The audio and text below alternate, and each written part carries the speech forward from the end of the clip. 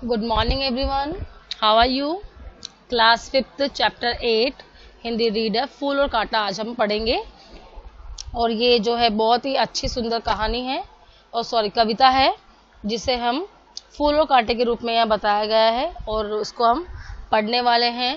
और जैसे मनुष्य के अंदर, सभी मनुष्य में जो है अपने कुछ गुण होते हैं और वो अपने गुणों की वजह से ही संसार में जो है पूज्य माना जाता है या फिर फेमस होता है। तो ये अयोध्या सिंह उपाध्याय हरिओद की ये कविता है।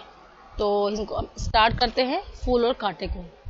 और फूल और कांटे में जो है भले ही एक पौधे में लगते हैं, एक ही पौधे में फूल और कांटे उगते हैं, लेकिन फिर भी इनके स्वभाव में बहुत भिन्नता है जो हम देखेंगे। देखो, फूल के ऊपर है तितलियां, भंवरे सब मंडरा रहे हैं और कांटे से दूर है, कांटा बिल्कुल अलग है। तो है जन्म लेते जगह में एक ही पौधे उन्हें है पालता, रात में उन पर चमकता चांद भी एक सी ही चांदनी है डालता। यानी भले हमने जन्म एक जगह ही लिया है, यानी पौधे के लिए आया है, फूल और कांटे के लिए। फूल तो क्या है, यहाँ पे सज्जन व्यक्ति है, सज्जन स्वभाव का, सरल हृदय है, सरल स्वभाव वाला है। और कांटा क्या है, दुर्जन व्यक्ति की संज्ञा दी गई है, दुष्ट व्यक्ति है। तो है जन्म लेते जगह में एक ही पौधे पे, एक ही गमले में या एक ही पौधे से पले हैं। पहले फूल जो है वो कोमल है, सरल हृदय है, सज्जन व्यक्ति है, और कांटा जो है दुर्जन व्यक्ति है, दुष्ट व्यक्ति है और बुरे स्वभाव का है। तो एक ही पौधा है जो उन्हें पालता है, पाल पोस कर बड़ा करता है। रात में जो चांदनी मिलती है वो भी उस पौधे को समान मिलती है, कांटे को भी समान है, तो फूल को भी समान है। और चांदनी जो है उस पर प्रकाश डाल रही है। मेह उन पर है बरसता, बादल से जो बारिश होती है, बारिश जो है मेह किसके लिए है, बादल बारिश के लिए। तो वो भी जो है एक समान होता है, ऐसा तो नहीं कांटे पे नहीं बरसती और फूल पे ही बरसेगी, वो दोनों में समान बरसती है। एक सी ही उन पर हवाएं हैं भाई, और एक सी एक समान ही जो है हवाएं बहती है। पर सदा ही दिखता हमें ढंग उनके एक से होते नहीं।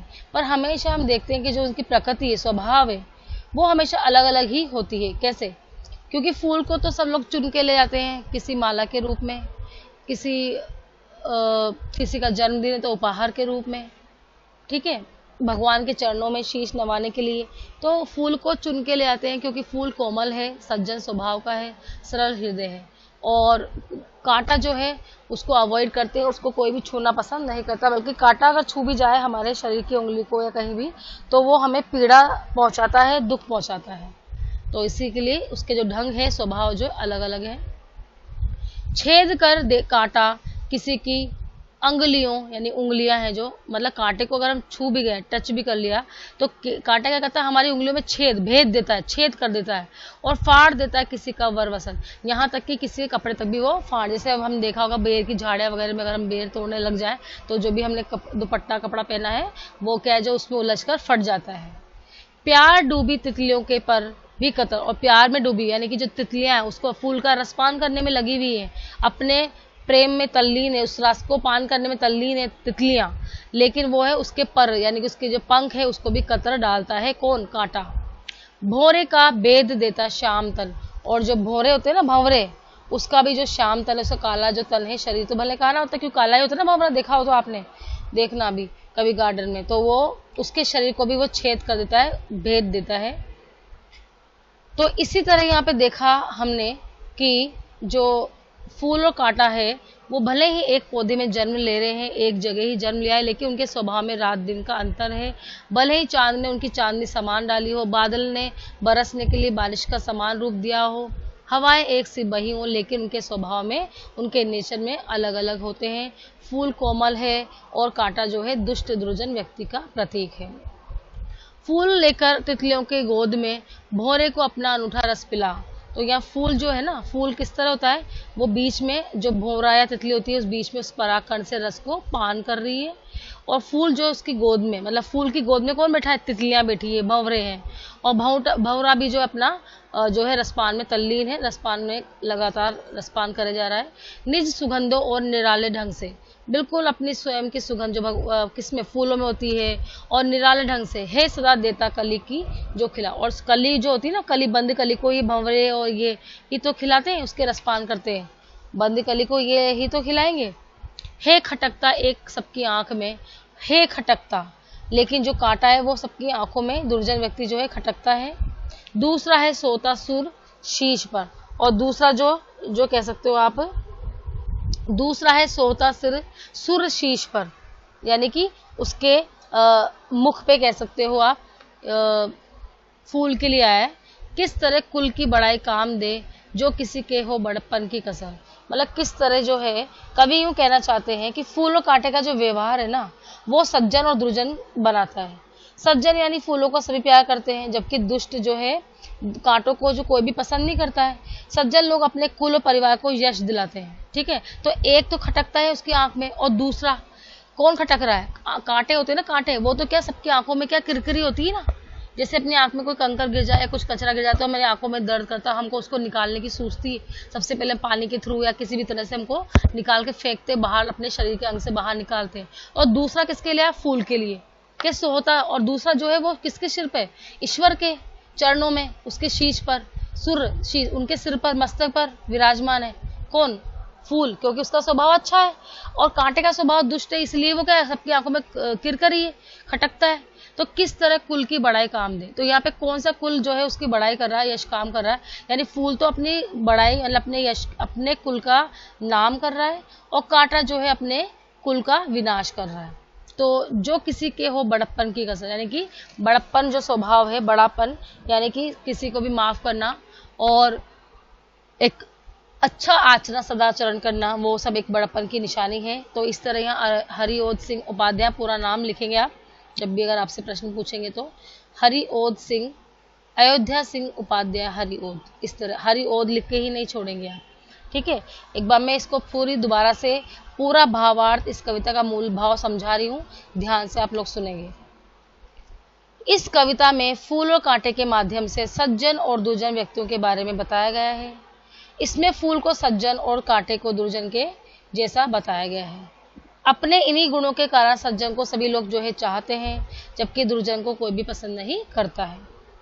कवि कहते हैं कि फूल और कांटा एक ही जगह जन्म लेते हैं, लेकिन फिर भी एक ही पौधा उन्हें पाल पोस कर बड़ा करता है। भले उनकी प्रकृति भी एक ही सुविधाएं समान रूप से मिलती है, जैसे चंद्रमा की चांदनी है, बादलों का पानी का बरसना है, हवाएं एक जैसी ही मिलती है, परंतु उनमें उनके स्वभाव में जो है बहुत ही ज्यादा अंतर है। कवि कहते हैं कि फूल और कांटे का स्वभाव उन्हें सज्जन और दुर्जन बनाता है। कांटा दूसरों की परेशानी का कारण भी बनता है, ये दूसरों को कष्ट देता है, वह हमारी अंगुलियों में चुभकर हमें दर्द भी देता है, लोगों के कपड़ों को फाड़ देता है, फूलों से प्रेम करने वाली तितलियों के पंख काट देता है, और भंवरों के शरीर को जो है छेद कर देता है। भंवरे के शरीर को भी वो छेद करता है, बीन डालता है, क्योंकि उसका स्वभाव ही दुष्ट प्रकृति का है। वो तो रसपान कर रहे फूलों का, वो तो उनको छेड़ रहे नहीं तितली और भंवरे तो, लेकिन उसका जो स्वभाव है कांटे का, वो अपने स्वभाव से बाज नहीं आता है। इसके विपरीत फूल तितलियों को आराम प्रदान करने के लिए जगह देती है, भंवरे को रसपान करने को देती है, अपनी मधुर सुगंध से लोगों को प्रसन्न करते हैं। कौन, फूल, सुगंध की वजह से तो हम उनको प्यार करते हैं, किसको, फूलों को, और अपने पास रखते हैं, कम से कम जब तक उनकी स्मेल नहीं जाती, जब तक 2 दिन तो रखते ही एटलीस्ट। कवि कहता है कि फूल और कांटे का व्यवहार जो उन्हें सज्जन और दुर्जन बनाता है।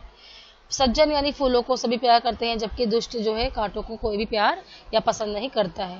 सज्जन लोग अपने कुल और परिवार को जो है यश भी दिलाते हैं। तो इस तरह हमने जाना बच्चों, बहुत इजी भी थी कविता, ज़्यादा टफ नहीं है, और हमने फूल और कांटे की कविता को जो है, हरिओध जी की जो कविता है उसको अच्छे से जान लिया है। मैंने बहुत, मेरे हिसाब से बहुत अच्छे तरीके से आप लोगों को समझा दिया है। आप इस वीडियो को 1 से 2 बार देखेंगे तो आपको ये पूरी क्लियर समझ में आ जाएगी। बाकी थोड़ा सा माइंड में भी समझा देती हूँ। फूल और कांटा, जो फूल और कांटे हैं वो एक ही पौधे में लिख रहे हैं, ये तो मैंने आपको बताया भी है। देखो आप पौधे में भी दिख रहा है, गुलाब का फूल हमने तोड़ लिया, उसके नीचे कांटे होते हैं। फूल सबको भाता भी है, जबकि कांटा सबकी मन को जो खटकता है, एक आंख किरकरी है, बुरा सा है, दुष्ट है। फूल तितलियों, भंवरों आदि को रस पिलाता है। दोनों को एक समान चांदनी, वर्षा, हवा आदि भी यहाँ मिलते हैं, बराबर मात्रा मिल रहे हैं, लेकिन फिर भी दुष्ट का स्वभाव दुष्टता दिखाना है, और सज्जन का स्वभाव सज्जनता, अच्छा व्यवहार, आचरण, सदाचरण करना है। कांटा उंगलियों, कपड़ों, तितलियों को के पर और भंवरों का शरीर जो है भेद डालता है। तो कांटा जब किसी को नुकसान पहुंचाएगा, किसी की मदद नहीं करेगा, हर किसी को परेशान करेगा, पीड़ा देगा जो सहन योग्य नहीं होगी, तो कौन उससे पसंद करेगा, कौन उसे प्रेम करेगा। तो इसमें हरिओ जी इस पार्ट में यही कहना चाहते थे, और उनके हिसाब से उन्होंने फूल और कांटे की जो संज्ञा देकर हमें ये समझाया है कि हमें अपनी जो है स्वभाव को बिल्कुल सरल और सहज रखना चाहिए, नम्रता पूर्वक हमें बात करनी चाहिए एक दूसरे से, हमेशा मददगार बने रहना चाहिए, एक दूसरे की हेल्प करनी चाहिए, किसी भी तरह से हमें झूठ नहीं बोलना चाहिए, और किसी भी तरह हमें दूसरों को कष्ट नहीं देना चाहिए। जैसे आप सोचते हो, आप अपना स्वार्थवश सोचेंगे ना, हमारा स्वार्थ के लिए कि भाई हम ही जो है आगे बढ़े और हम ही जो है मतलब कि सिर्फ हम ही हैं और कोई कुछ नहीं है, तो ये जो मानसिकता है हमारी उसे बदल कर हमें कैसा होना चाहिए, सज्जन व्यक्ति की तरह हमारा स्वभाव होना चाहिए, दुष्ट व्यक्ति की तरह हमारा स्वभाव नहीं होना चाहिए। तो इस तरह मैंने ये पूरा चैप्टर आपको पढ़ा दिया है, और आई होप आप लोगों को ये पूरा पार्ट समझ में आया होगा। अब आप लोग इस पार्ट की जो है वर्ड मीनिंग कर लेंगे, बाकी क्वेश्चन आंसर तो मैं ऑनलाइन कंटेंट में डालूंगी ही, तो आप वहाँ से करेंगे, और कविता को जो है अच्छे से पढ़ेंगे आप लोग, ठीक है। इसको दोबारा एक दो बार पढ़ लेंगे तो आपको अर्थ जो है बहुत अच्छे समझ में आने वाले हैं, ठीक है बच्चों।